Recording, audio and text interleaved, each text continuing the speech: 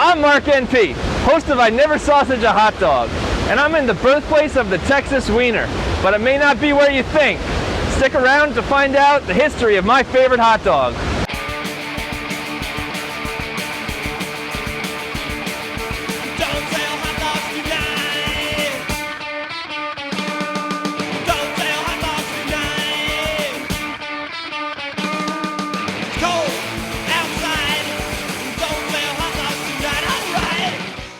We're here at Libby's Lunch, standing in the same place since 1936.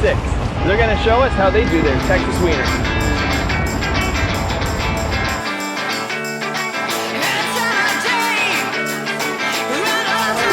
I'll have an extra large Texas Weiner all the way.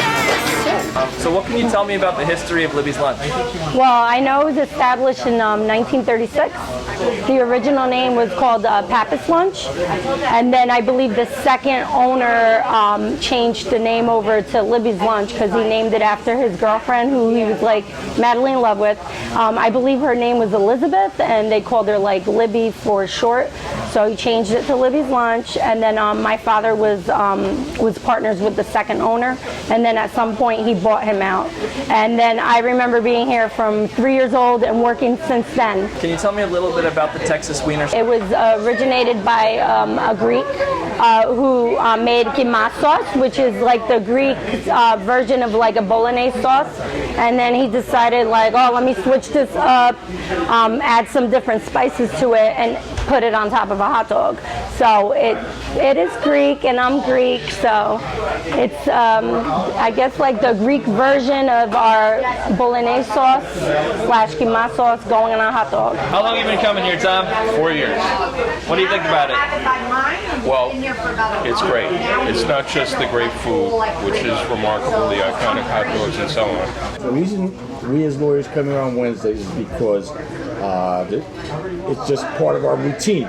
But it's a good part because we enjoy the hot dogs, we enjoy the atmosphere. It's an old-time, old establishment location, and we're very, very happy coming here. And you can't beat the hot dogs, you can't beat the service. I've been coming here for years, since I was a kid. It's history, it's Patterson history.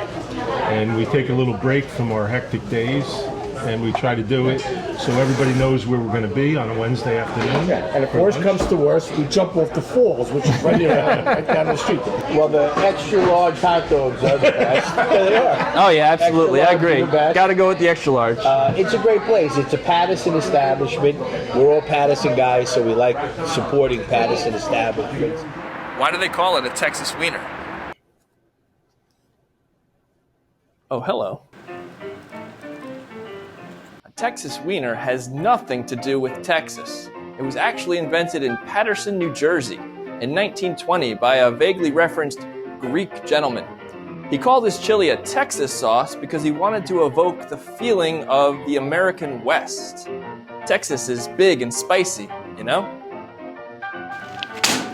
If you were to go to Texas and order a Texas Weiner, they'd look at you funny. In most of the rest of the country, this style is known as a Coney Island, kind of like a reverse engineering of that American feeling the Texas Weiner tries to give you. Of course, Coney Island in Brooklyn, New York, is home to Nathan's Famous Hot Dogs, one of the first hot dog stands in America. What should you order if you want a Texas Weiner there? A Michigan, of course. That's because even though the Texas Weiner started in New Jersey, it took firm root in the Detroit metro area. Today you can easily find over 200 Coney Island stands in Detroit. That's more than one for every square mile of the city. As Greek immigrants passed through Ellis Island in the 19-teens and 20s, they opened their own hot dog stands around the country as a way to achieve the American dream. They brought a traditional Greek chili recipe with them as they migrated, slapped it on their grilled frankfurters with a little mustard and onion, and named the product after a different part of the country to give it the sense of something American. The story of the Texas Weiner is the story of Greek immigrants.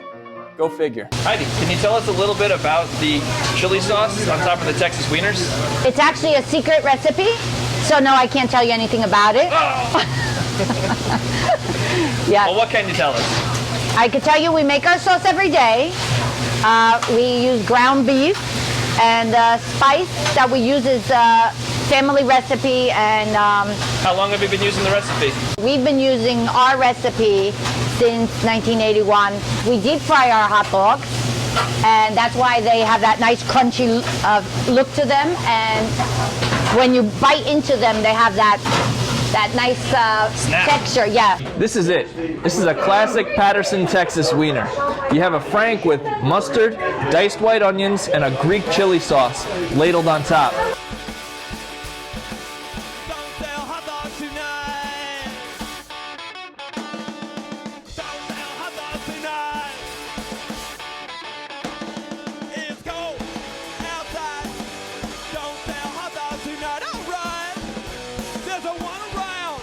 That's it for this episode of I Never Saw Such a Hot Dog.